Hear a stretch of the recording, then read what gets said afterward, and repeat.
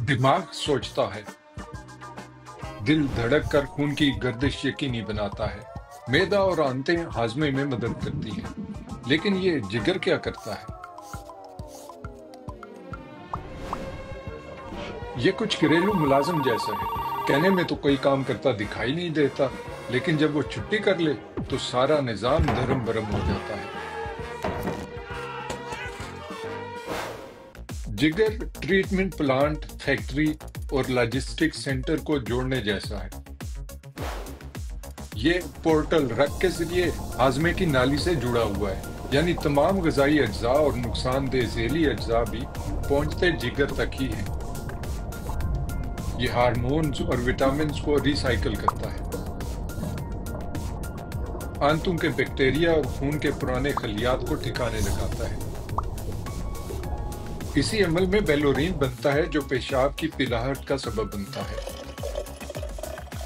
जिगर कई तरह से नुकसानदेह मादों को बेअसर करता है, जैसे ये अल्कोहल को एसिटिक एसिड और फिर आखिरकार पानी और कार्बन डाइऑक्साइड में तब्दील कर देता है। जिगर हर रोज 1 लीटर तक बाइल पैदा करता है, जो मैदे और आंतों में जाकर चर्बी को हजम करने का अहम तरीन काम करती है। जिगर मिनरल्स, विटामिन्स और खून जखीरा कर सकता है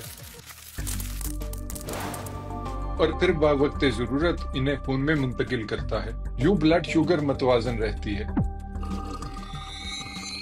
खाने के बाद ये इजाफी शुगर को ग्लूकोजिन के तौर पर जखीरा करता है, और जब जिस्म को तवानाई की जरूरत होती है तो जिगर ग्लाइकोज मुहैया कर देता है।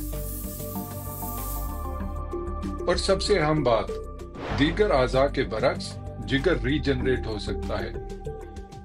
अगर बीमार टिश्यूज हटा दिए जाएं और आधे से ज्यादा जिगर सेहतमंद हो तो ये मुकम्मल तौर पर रीजनरेट हो जाता है। तो जिगर के पास करने को बहुत कुछ है, इसलिए ये बहुत जल्दी थक भी सकता है,